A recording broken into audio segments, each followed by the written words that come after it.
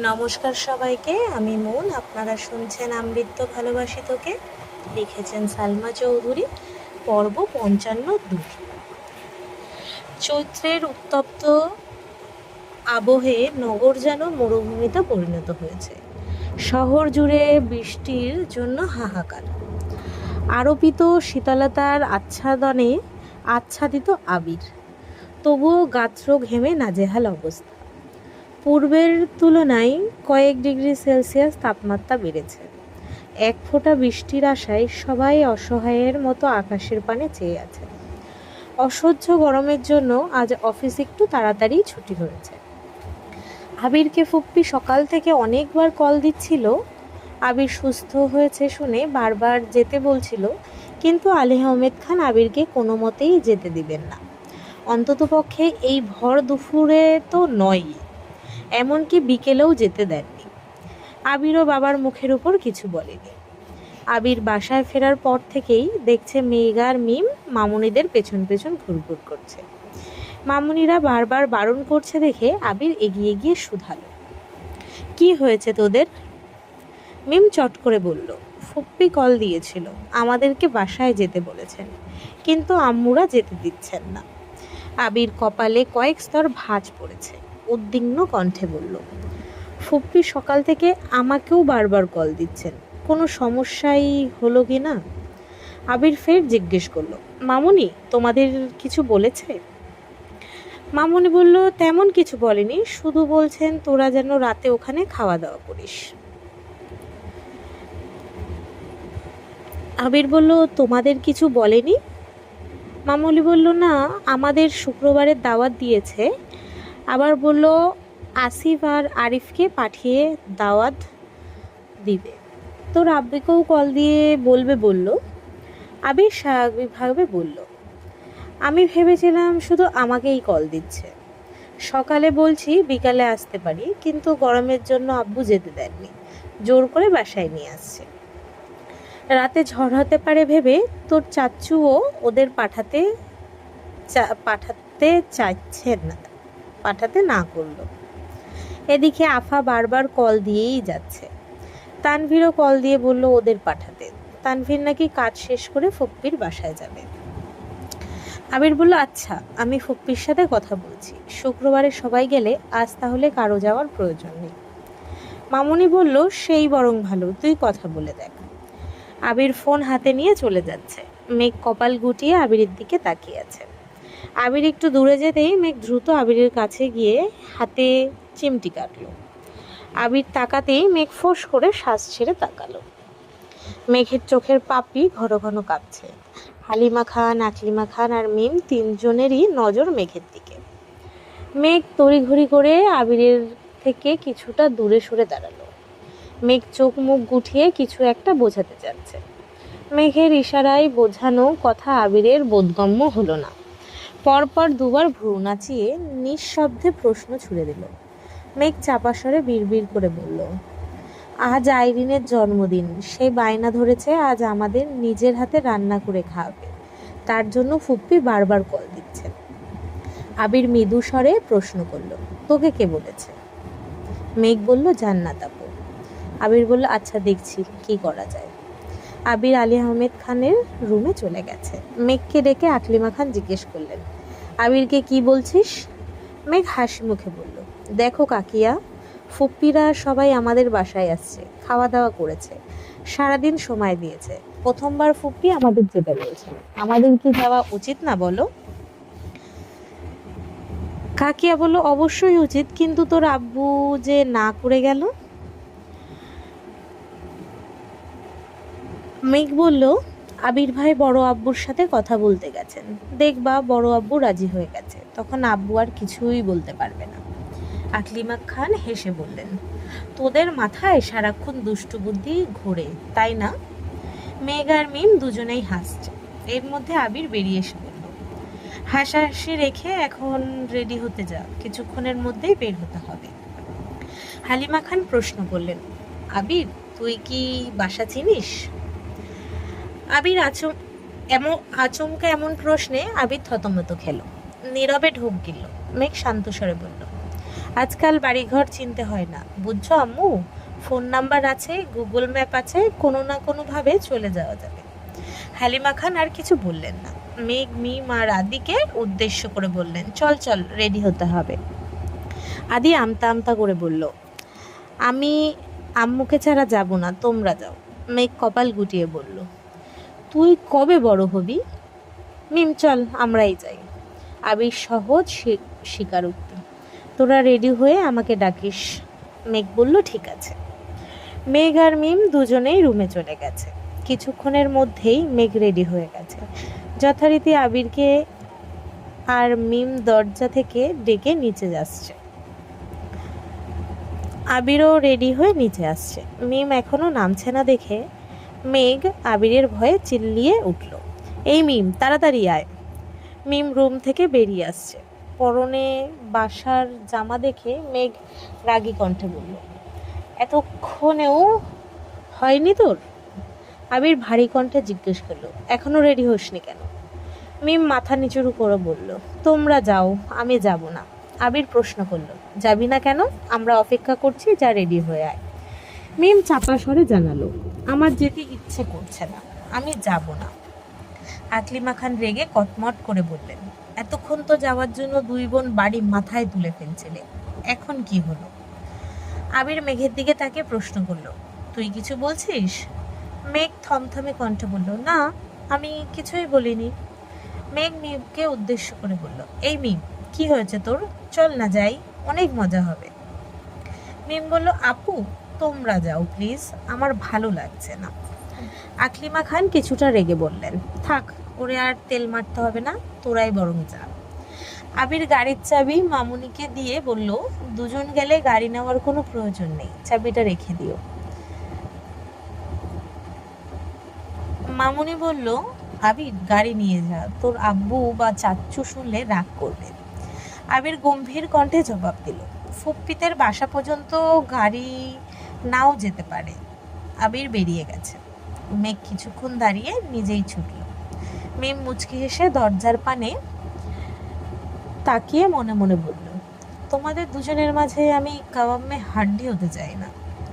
আবির রিক্সা ডেকে নিজে উঠে পর হাত বাড়িয়ে মেঘকে উঠালো।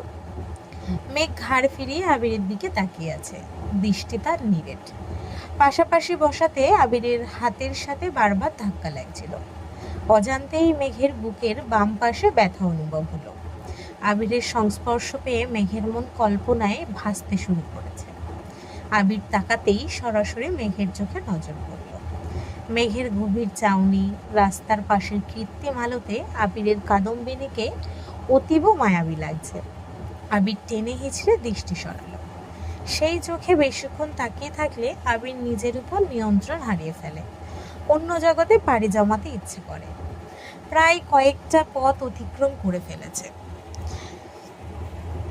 অথচ মেঘ ঘুরেই আটকে আছে। অবশেষে আবির গলা খাকানি দিয়ে ধীর কণ্ঠে প্রশ্ন করল, আইরিনের জন্য কে নিব? আবিরের কণ্ঠ শুনে মেঘ চমকে ওঠে। রিকশার গতি আর নিজেকে একসঙ্গে সামাল দিতে না পেরে নড়ে ওঠে। আবির তৎক্ষণাৎ বাম হাতে মেঘের কাঁধে হাত রেখে স্বাভাবিক কণ্ঠে প্রশ্ন করে, ঠিক আছিস? মেঘ বলল, হ্যাঁ। আবির বলল, আইরিনের জন্য কে নেব? মেঘ বলল, আপনার যা ইচ্ছে নিন। আবির বলল, আমি আন্দাজি কি নেব? মেয়েদের পছন্দ অপছন্দ সম্পর্কে আমার তেমন ধারণা নেই, তার জন্যই তো তোর মতামত জানতে চাইছি। মেঘ আর চোখে আবিরের দিকে তাকিয়ে প্রশ্ন করল, আপনি আমার মতামত জানতে চাচ্ছেন? বাবা, মতবাদ জানতে চেয়ে অন্যায় করে ফেললাম নাকি? আবির বলল।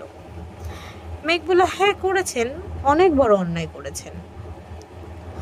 বাই দ্য ওয়ে, আপনি মেয়েদের পছন্দ অপছন্দ জানেন না, তাহলে আমাকে সুন্দর সুন্দর গিফট দেন কিভাবে? আবির বলল, তুই সব কিছু নিজের সঙ্গে তুলনা করিস কেন বুঝলাম না। তোকে কিছু দিতে গেলে আমার একবারের জন্য ভাবতে হয় না। আমি কনফিডেন্টলি বলতে পারি, আমার দেওয়া 20 টাকার একটা গোলাপ কিংবা 20,000 টাকা দামের কোনো গিফট দুটোই তোর কাছে সমান গুরুত্বপূর্ণ। বাকিদের ক্ষেত্রে আমি তা পারবো না। মেঘ বিপুল চোখে তাকিয়ে মনে মনে আড়ালো, এই কনফিডেন্সটা নিয়ে আমায় প্রপোজ করতে পারেন না?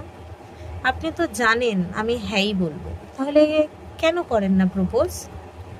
আবির মেঘের ঘাড় কালো পল্লবে চোখ রেখে বলল, সরি, আবির মেঘের গাঢ় কালো পল্লবে চোখ রেখে বলল, এইভাবে তাকাইস না মেঘ, তছনছ হয়ে যাব।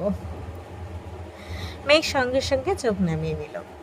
আবির ভাই নামক অসুখটা ইদানিং মেঘকে আষ্টে বেষ্টে ধরেছে। আবিরের বলা কথা, আচরণ সবতেই অন্যরকম মধুর্যতা মিশ্রিত। ধীরে ধীরে মেঘও বুঝতে পারছে আবির ভাই তার জীবনে বিশালাকৃতির গাছের ন্যায় ভূমিকা পালন করছে। গাছের শেকড় আর ডাল পালার মতোই মেঘকে সকল প্রকার অশুভ অচল থেকে আগলে রাখছে। আইরিনের জন্য গিফট কিনে যথাসময়ে বাসায় উপস্থিত হয়েছে। ততক্ষণে তানভীরও চলে আসছে। আড্ডা খাওয়া দাওয়া শেষে প্রায় অনেক রাত করে ফুপ্পির বাসা থেকে বেরিয়েছে। ততক্ষণে আকাশ ফুটফুটে অন্ধকার হয়ে গেছে। মাঝে মাঝে বিদ্যুৎ চমকাচ্ছে, সাথে মেঘের গর্জন। মেঘ উৎফুল্ল মেজাজের সামনে হাঁটছে। তানভীর বাসা থেকে বেরিয়ে তপ্তস্বরে বলল, ভাইয়া অনেক রাত হয়ে গেছে, তুমি বরং বনুকে নিয়ে বাইক দিয়ে চলে যাও। বাসা থেকে অনুমতি নিয়ে প্রথমবারের মতো ওকে নিয়ে রাতের বেলা বেরিয়েছি। এত তাড়াতাড়ি বাসায় চলে গেলে কিভাবে হবে? আবির বলল এই কথাটা। তাছাড়া আব্বু আমায় বাইক চালানোর অনুমতি দেননি। হাজার হোক আমি আব্বুর বাধ্য সন্তান, আব্বুর অনুমতি ব্যতীত বাইক চালাতে পারি না। তানভীর বলল, দিনের অবস্থা ভালো না, কিছুক্ষণের মধ্যে বৃষ্টি নামবে, তারপর ভিজে যেতে হবে। আবির বলল, ভিজলাম, সমস্যা কি? জ্বর হলে না হয় দুজনেরই হলো। তানভীর রাগে স্বরে বলল, একবার জ্বরে ভোগে শিক্ষা হয়নি তোমাদের। আবির নাক কুঁচকে বলল, তখন কি একসাথে ভিজছিলাম নাকি? তাছাড়া মাঝে মাঝে বৃষ্টি বিলাস করা ভালো, এতে ভালোবাসা বাড়ে, বুঝছিস? তানভীর বলল, হ্যাঁ, তোমার প্রেম বিষয়ক আজগুবি লজিক খুব ভালোভাবেই বুঝতে পারছি। আবির এগিয়ে যেতে যেতে বলল, তুই কিন্তু একা বাসায় যাস না। তানভীর চিবিয়ে চিবিয়ে বলল, হ্যাঁ হ্যাঁ, তোমাদের জন্য আমি এখন গাছতলায় বসে থাকি আর শুধু শুধু বৃষ্টিতে ভিজি নাকি? আবির ঘাড় ঘুরিয়ে মিচকে হেসে পড়ল, ভাইও তোর, বোনও তোর, তাই দায়িত্বটাও তোরই। আবির হাসতে হাসতে সামনে চলে গেছে। তানভীর না চাইতে মৃদু হাসল। আবিরের যখন যা ইচ্ছে হয় তাই করে, এটা তানভীরের থেকে আর কেউই ভালো জানে না। আবিরের সব পাগলামির একমাত্র সাক্ষী তানভীর। আবিরের বৃষ্টিতে ভিজতে ইচ্ছে হচ্ছে মানে এখন তাকে ভিজতেই হবে। তানভীর বাইক স্টার্ট দিয়ে ওদের পাশ কাটিয়ে যেতে যেতে আবারও বলল, তাড়াতাড়ি চলে এসো। মেঘ আশেপাশে তাকাচ্ছে আর গুটি গুটি পায়ে হাঁটছে। কিছুক্ষণ রাস্তাটা ভালোভাবে পর্যবেক্ষণ করে হঠাৎ প্রশ্ন করল, এই রাস্তা দিয়ে গাড়ি নিয়ে ঢোকাই যেত, তাহলে আনেননি কেন গাড়ি? আবির বলল, কেন আনেনি তার উত্তর এখন তোকে দিতে পারবো না, সময় হলে নিজেই বুঝতে পারবি। মেঘ বলার মতো কথা খুঁজে পাচ্ছে না বলে চুপচাপ হাঁটছে। আবিরও নিশ্চুপ হাঁটছে। কোলাহল শূন্য নির্জন পথ, রাস্তা, গুটি কয়েক বাইক আপন গতিতে ছুটছে।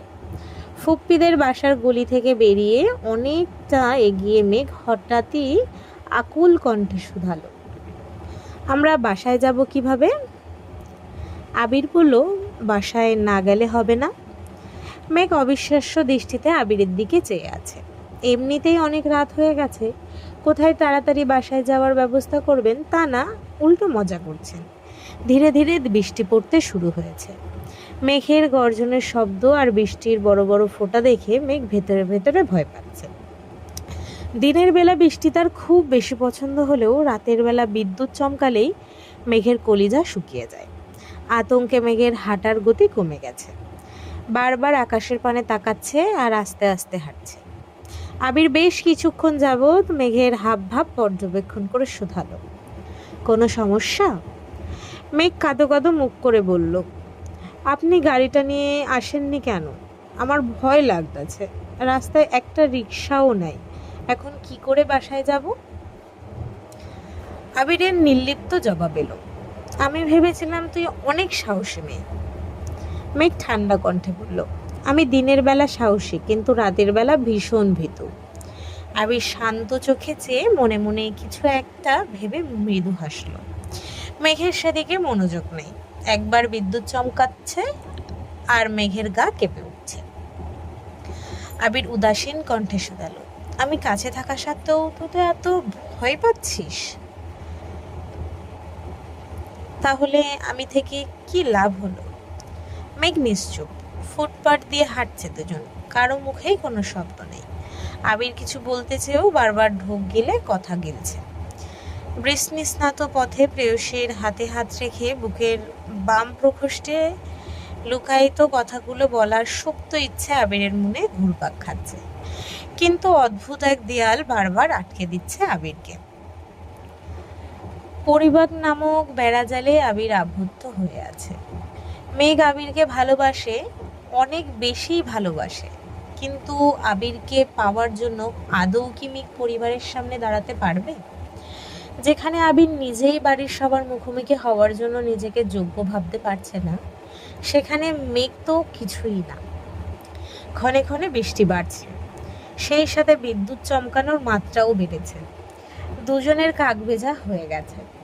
আবিরের পরনে নেভি ব্লু রঙের শার্টটা ভিজে গায়ের সঙ্গে একেবারে লেপটে গেছে।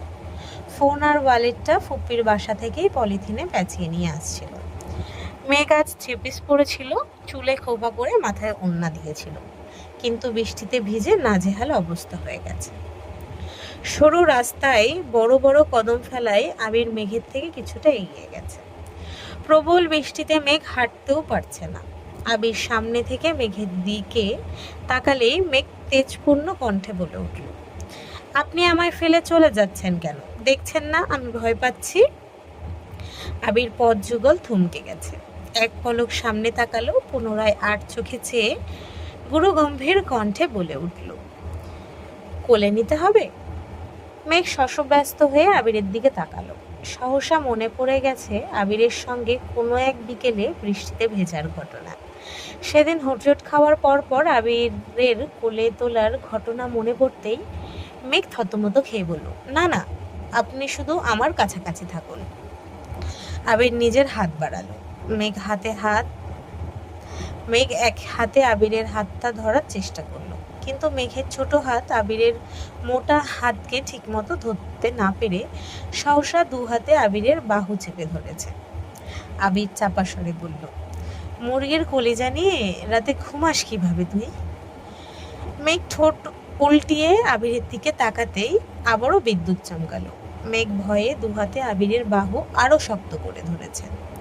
আবিরের নিজের অন্য হাত মেঘের হাতের উপর রেখে কোমল কণ্ঠে বলল, ভয় পাস না, আমি আছি তো।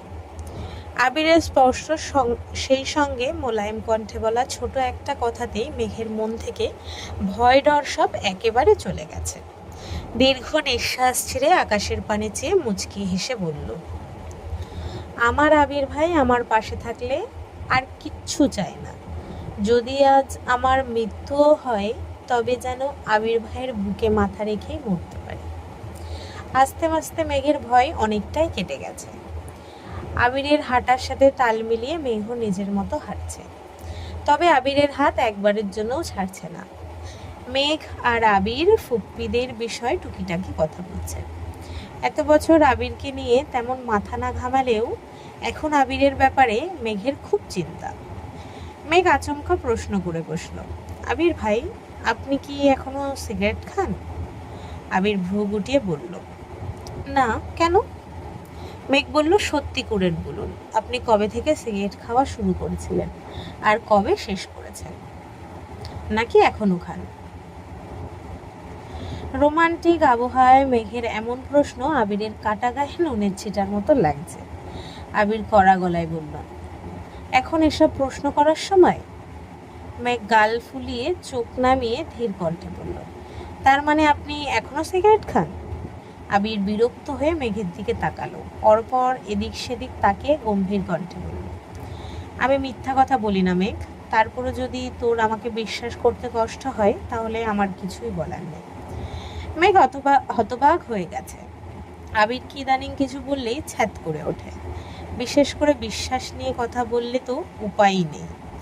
মেঘ মনোযোগ দিয়ে কতক্ষণ আবিরকে দেখে প্রশ্ন করলো, কি হয়েছে আপনার, এভাবে কথা বলছেন কেন?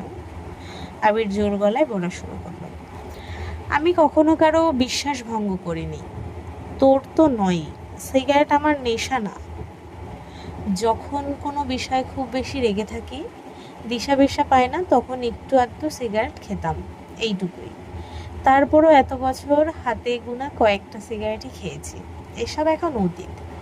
সিগারেট ছেড়েছি বহুদিন হলো, ছুঁইও না পর্যন্ত। সেদিনের পর তুই কোনোদিন আমার হাতে সিগারেট দেখেছিস, রুমে পেয়েছিস, নাকি আমার গায়ে সিগারেটের গন্ধ পেয়েছিস? তবুও কেন এত অবিশ্বাস? তোর সন্দেহের তালিকায় কেন সবসময় আমার নামটাই থাকে? এখনো এই মানুষটাকে একেবারে বিশ্বাস করা যায় না? আবির একরাশ হতাশা নিয়ে কথাগুলো বলছে। শেষ প্রশ্নগুলো বলার সময় আবিরের গলা কাঁপছিল। অজানা এক ক্রোধে আবির আবার ডগডগে স্বরে বলল, তানভীরকে কল দিয়ে তোকে নিয়ে যেতে বলি। মেঘ আর্তনাদ করে বলল, কেন? আবির বলল, আর যাই হোক, আবির কখনো কাউকে জোর করবে না, অন্তত পক্ষে তাকে বিশ্বাস করতে তো নয়ই। আমার সত্যিই গাড়িটা নিয়ে আসা উচিত ছিল। মেঘ মায়াবী দৃষ্টিতে চেয়ে শীতল কণ্ঠে বলল, আপনি এভাবে কথা বলছেন কেন? আমি আপনাকে বিশ্বাস করি, অনেক বেশি বিশ্বাস করি, সত্যি বলছি। ভাইয়াকে কল দেবেন না প্লিজ, আমি আপনার সাথেই যাব। আবির উদাসীন কণ্ঠে বলল, যেখানে তুই আমাকে বিশ্বাস করতে পারিস না, সেখানে তোর বাবা মায়ের চোখে তো আমি মস্ত বড় অপরাধী হয়ে যাব। তোর জ্বর হলে কেউ আমায় ছেড়ে কথা বলবে না। আবির দুপা এগোতে মেঘ এক হাতে আবিরের আঙুল ধরার চেষ্টা করে, কিন্তু আবির আঙুল ছাড়িয়ে এগিয়ে যেতে মেঘ তড়িঘড়ি করে আবিরের সামনে গিয়ে সরাসরি আবিরের শার্ট আঁকড়ে ধরে সাফাই দেওয়ার মতন করে আকুল কণ্ঠে বলে উঠল, আমি আর কোনোদিন আপনাকে এমন কথা বলবো না, আপনাকে কখনো অবিশ্বাস করব না। আপনি যা বলবেন, যে অবস্থাতেই বলবেন, আমি সাথে সাথে বিশ্বাস করে ফেলব। প্লিজ আপনি রাগ করবেন না, প্লিজ, আমি কানে ধরছি। এতক্ষণ আবির শক্ত থাকলেও মেঘের শেষ বাক্য আবির তৎক্ষণাৎ মেঘের হাত চেপে ধরল। মেঘের হাত তখনও আবিরের বুকেই ছিল, সবেমাত্র কানে ধরার জন্য হাত তুলতে যাচ্ছিল, তার আগেই আবির আটকে দিয়েছে। আবিরের রাগ মুহূর্তেই দমে গেল। ভারী কণ্ঠে বলল, অতি সামান্য কারণে আবির কাউকে এত বড় শাস্তি দেবে না। মেঘ ফের বলে উঠল, আপনি রাগ করলে আমার খুব ভয় হয়। আবির অনুচিন্তন মনে শুধালো, কিসের ভয়? মেঘ বিড়বিড় করে বলল, আপনাকে হারানোর। ঝুম বৃষ্টিতে মেঘের বিড়বিড় করে বলা কথাটা আবির ঠিকমতো বুঝতে পারেনি। শিওর হতে আবির পুনরায় শুধালো, কি বললি? মেঘ কিছু না বলে আবিরের উপর মাথা ঠেকালো। অনেকক্ষণ যাবৎ বৃষ্টিতে ভেজার কারণে মেঘের শরীর ঠান্ডা হয়ে যাচ্ছে। অকস্মাৎ ভয়ে আবিরের বুক কাঁপছে। মেঘের শরীর যদি আবার খারাপ হয়? আবির তড়িঘড়ি করে বলল, শরীর খারাপ লাগছে? মেঘ সহসা আবিরের থেকে দূরে সরে দাঁড়ালো। প্রিয় মানুষের সাহসর্য পেলে মানুষ সব ভুলে যায়। মেঘের ক্ষেত্রেও তাই হয়েছে।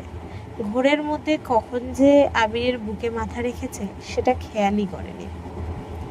আবির ডাকতেই মেঘের ঘোর কেটে গেছে। লজ্জায় মাথা নিচু করে সামনে এগিয়ে যাচ্ছে। আবির পিছু পিছু ডাকছে, কিন্তু মেঘ তাকাতেই পারছে না।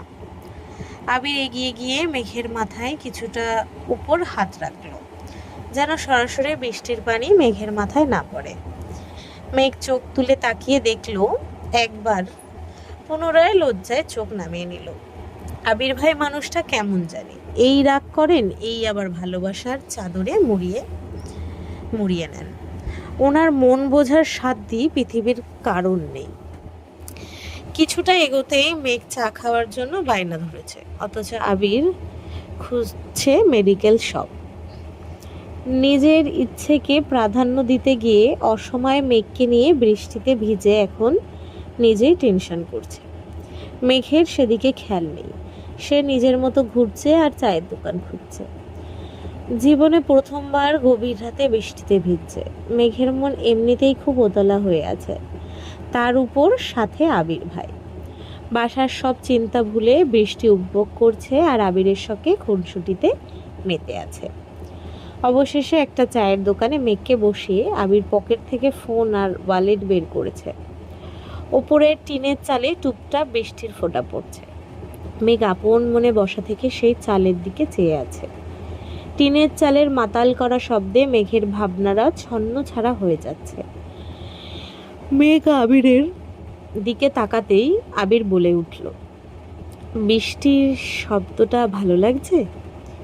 মেঘ বলল, হ্যাঁ, আগে বর্ষাকালে নানা বাড়ি গেলে এই শব্দটা শুনতাম, অনেক ভালো লাগতো। কত বছর পর আবার শুনছি। আবির প্রশ্ন করল, লাল চা খাবি নাকি দুধ চা? মেঘ বলল, লাল চা খাবো। আবির বলল, ঠিক আছে ম্যাম। আবির চলে গেল। হঠাৎই মেঘের কানে আবিরের কণ্ঠ বেজে উঠল, মামা আপনি বসুন, চা আমি বানাচ্ছি। মেঘ আতকে উঠে পেছন ঘুরল। সত্যি সত্যি আবির চা বানাচ্ছে। মেঘ তৎক্ষণাৎ বসা থেকে উঠে দাঁড়ালো। ভেতরে থাকা হৃৎপিণ্ড ছুটছে দিক বিদিক। ঠোঁটে ফুটে উঠেছে প্রশান্তির হাসি।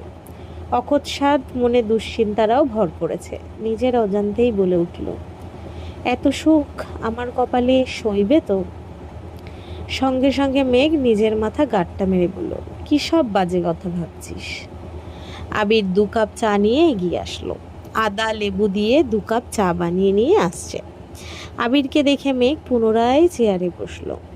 মেঘকে 1 কাপ চা দিয়ে আবির পাশের চেয়ারে বসে চায়ে চুমুক দিল। মেঘ 1 চুমুক চা খেয়ে মুগ্ধ হয়ে আবিরের পানে চেয়ে জিজ্ঞেস করল, আপনি আর ঠিক কি কি পারেন একটু বলবেন? আবির নির্বিকার ভঙ্গিতে বলল, বলতে পারবো না, তবে প্র্যাকটিক্যালি সব পারবো। মেঘ বলল, বাহ, বড় আব্বু আর বড় আম্মুর একমাত্র ভদ্র ছেলে। আপনি ছেলে হয়ে যা পারেন, আমি মেয়ে হয়েও তা পারি না। আবির উদ্গ্রীব হয়ে বলল, আমি কখনোই ভদ্র ছেলে ছিলাম না। আমি 1 নাম্বারের অসভ্য আর অভদ্র একটা ছেলে। তাছাড়া তোকে কাজ শিখতে বলেছে কেউ? তোর যখন যা লাগবে শুধু অর্ডার করবি। মেঘ প্রশ্ন করল, আপনি অভদ্র এটা কে বলেছে? আবির বলল, তোর আব্বু। মেঘ হেসে বলল, আব্বুর চোখে দুনিয়ার সব ছেলেরাই অভদ্র। দেখবেন 2 দিন পর থেকে আদিকেও এইভাবেই কথা শোনাবে। আবির মলিন হাসল। নিষ্ঠুর এই পৃথিবীতে সবার প্রিয় হয়ে ওঠা কারো পক্ষেই সম্ভব না। তবে আবিরের প্রচেষ্টা শুধুমাত্র নিজেকে প্রমাণ করা। আবির অভদ্র নয়, তবে অসভ্য তো বটেই। মেঘকে কাছে পেলে আরও বেশি অসভ্য হয়ে যায়। এর জন্য মেঘের দিকে ঠিকমতো তাকাচ্ছেই না। আবির ফোন চেক করতেই দেখলো মোট 17টা কল আসছে। বাসা থেকে 8টা কল আসছে। তানভীরও 4-5 বার কল দিয়েছে। ফুপ্পি রাকিবও কয়েকবার কল দিয়েছে। এখন ফোন দিলেই যে যার মতো কথা শোনাবে, তারপর আবার মন খারাপ হবে, সেই ভেবে কাউকেই কল ব্যাক করেনি। রাস্তায় একটা মেডিকেল শপ থেকে মেঘকে ঔষধ কিনে খাইয়েছে যাতে জ্বর না আসে। আবির আশেপাশে রিক্সা খুঁজছে। বাসার মানুষের থেকেও বেশি টেনশন হচ্ছে মেঘকে নিয়ে, কারণ মেঘকে সামাল দেওয়ার মতো মানসিক অবস্থা আবিরের নেই।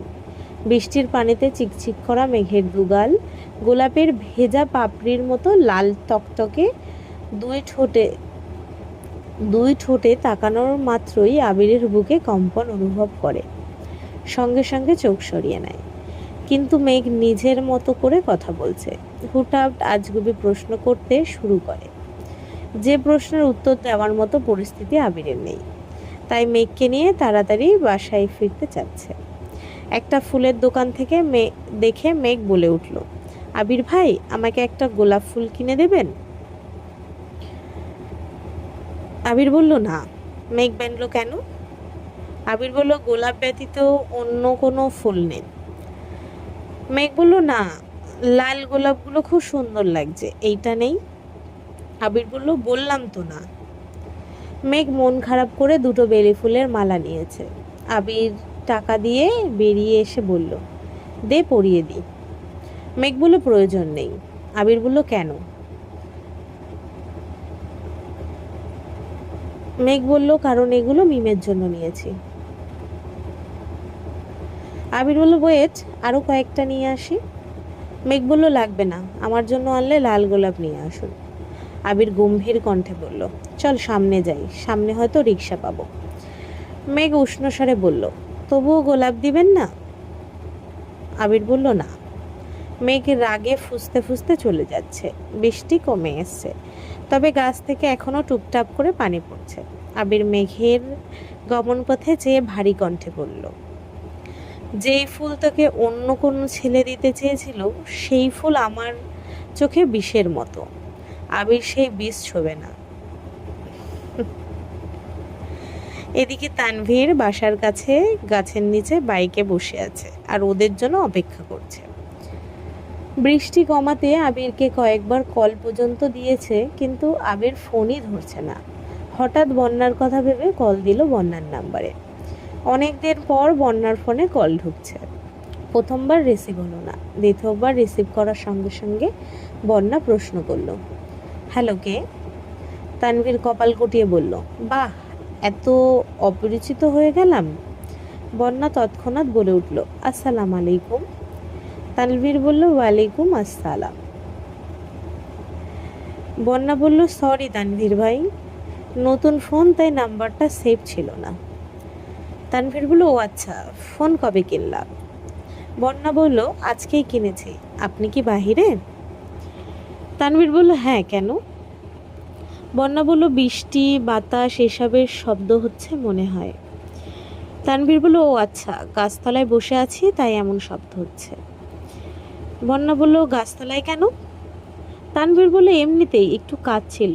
রাতে খেয়েছো? বন্যা বলল, জি। আপনি? তানভীর বলল, হ্যাঁ, ফুপ্পিদের বাসায় খেয়ে আসলাম। বন্যা বলল, ফুপ্পিরা কেমন আছেন? তানভীর বলল, আলহামদুলিল্লাহ ভালো। বন্যা বলল, আচ্ছা, ভালো থাকুন, রাখি এখন। তানভীর বলল, কেন? বন্যা বলল, ঘুমাবো। তানভীর বলল, আচ্ছা, ঘুমাও। তানভীরের কথা শেষ হওয়া মাত্রই আবির আর মেঘ আসছে। যথারীতি তিনজনেই কাক ভেজা হয়ে বাসায় ফিরেছে। রাত 11টার উপরে বেজে গেছে, অথচ তিন ভাই সোফায় বসে আছে। কাঠগড়ায় মেঘ, আবির আর তানভীর। মেঘ হাঁচি দিতেই আবির মাথা নিচু করে কপাল গুটিয়ে চোখ বন্ধ করে দাঁতে দাঁত চেপে ধরেছে। আজ একটা ঘূর্ণিঝড় হতে চলেছে, যার সূচনা মেঘের একটা হাঁচিই করে দিল। আবির মাথা নিচু করে মেঘকে আস্তে করে বলল, রুমে যা। মেঘ কোনো দিকে না তাকিয়ে ভেজা মাথা নিয়েই নিজের রুমের দিকে ছুটেছে। ড্রয়িং রুম, সিঁড়ি সব ভিজে গেছে। আলিয়া আহমেদ খান মেঘের দিকে একবার তাকিয়ে পুনরায় আবিরদের দেখল। গম্ভীর কণ্ঠে প্রশ্ন করল, তোমাদের এই অবস্থা কেন? আবির সাফাই দেওয়ার স্বরে বলল, আপনিই বলছেন বাইক যেন না চালায়, আর রাস্তায় রিক্সা পাইনি। আলী আহমেদ খান বললেন, গাড়ি নাওনি কেন? আবির বলল, ফুপ্পিদের বাসা পর্যন্ত গাড়ি ঢুকবে কি না শিওর ছিলাম না। আলী আহমেদ খান বললেন, বাসা পর্যন্ত না যাক, রাস্তা পর্যন্ত তো যেত। আবির বলল, রাস্তায় রাখবো, তারপর কোনো অ্যাক্সিডেন্ট হলে, চুরি হলে গাড়ির দায় কে নিবে?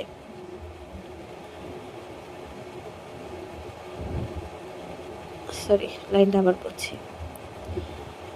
আবির বলল, রাস্তায় রাখবো, তারপর কোনো অ্যাক্সিডেন্ট হলে, চুরি হলে গাড়ির দায় কে নেবে?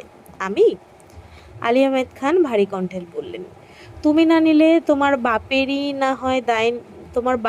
না হয় দায় নিত। যত যাই হোক, গাড়িটা তো তোমার বাপেরই। আবির মৃদু হেসে বলল, আমার জন্য কাউকে কোনো দায় নিতে হবে না, আর আমিও অযথা কোনো দায় নিতে চাই না। মোজাম্মেল খান এবার চেঁচিয়ে উঠলেন, তোমাদের ঘাড় তারামির জন্য আমার মেয়েটাকে কেন ভিজিয়েছ? ওর কিছু হলে? আবির রাশভারী কণ্ঠে বলল, আপনার মেয়ের কিছু না হলেই তো হলো। এত রাতে এখানে কথা বাড়ালে ঝামেলা হবে। ভেবেই মোজাম্মেল খান হুক্কা দিয়ে সোফা ছেড়ে উঠে গেলেন। ইকবাল খানও নিজের রুমে চলে গেছেন। আলী আহমেদ খান কাজের মহিলাকে ডেকে ফ্লোর মোছার কথা বলে নিজেও ভেতরে চলে গেছেন। আবির ভেতরে ভেতরে ফুঁসছে। রুমে গিয়ে রাগে বিছানার উপর ফোন ছুঁড়ে ফেলে সোজা ওয়াশরুমে চলে গেছে। আবিরের রাগের একমাত্র কারণ সে নিজেই। আবির শাওয়ার নিয়ে আবার রান্নাঘরে এসে মেঘের জন্য স্যুপ আর কফি করে নিয়ে গেছে। মেঘকে ডাকতে মেঘ দরজা খুলে স্বাভাবিক কণ্ঠে বলল, ভেতরে আসুন। আবির গুরুতর কণ্ঠে বলল, না থাক, কখন আবার চেঁচিয়ে তোর আব্বুকে ডাকবি। মেঘ আহামুকের মতো তাকিয়ে থেকে খাবারগুলো নিল। আবির সঙ্গে সঙ্গে চলে গেছে। তানভীর ফ্রেশ হয়ে আবিরের রুমে আসছে। মূলত মিনহাজদের ব্যাপারে কথা বলতেই আসছে। আবিরের অ্যাক্সিডেন্টের পর থেকে মেঘের মতো আবিরও ওদের ব্যাপারে মাথা ঘামায়নি। তানভীরকে প্রথম 1-2বার জিজ্ঞেস করলেও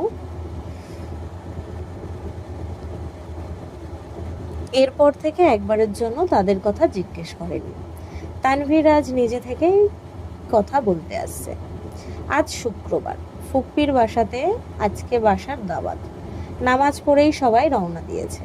আবির, তানভীররা মেঘ, মিম আদি ইকবাল খানের গাড়িতে যাচ্ছে, বাকিরা আলী আহমেদ খানের গাড়িতে। আরিফ আর আসিফ দুজনেই গলির মোড় থেকে ওনাদের এগিয়ে নিয়ে গেছে।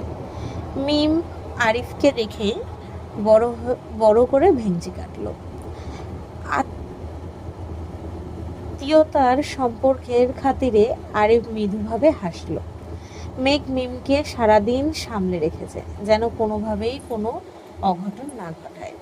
খাওয়া দাওয়া পর্ব শেষ করে বিকেলের দিকে বাসার উদ্দেশ্যে রওনা দিয়েছে। আগামী পরশু থেকে রমজান শুরু, তাই ফুপ্পির জোড়াজুড়িতে আজই সবাইকে আসতে হলো। ফুপ্পির সাথে সবাই খুব ফর্মাল সম্পর্ক। আবিররা ফুপ্পিকে যতটা আপন করে নিয়েছে, বড় ঠিক ততটা পাচ্ছে না। মাঝরাতে হঠাৎই আবিরের ফোনে কল বাজতেছে। আবির ঘুমের ঘোরে প্রথমে কেটে দিয়েছে। খানিকক্ষণ বাদে আবারও ফোনে কল বাজতেছে। আবির কল রিসিভ করে অর্ধঘুমন্ত অবস্থায় জিজ্ঞেস করলো, কে? উত্তর আসলো, পেতনি। আজকের পর্ব এই অবধি। যদি সবার ভালো লাগে লাইক, কমেন্ট, শেয়ার করে দিও। যদি ইউটিউব থেকে শুনছো তো সবাই সাবস্ক্রাইব করো। যদি ফেসবুক থেকে শুনছো তো সবাই পেজটাকে ফলো করে দিও। আজ আসছি।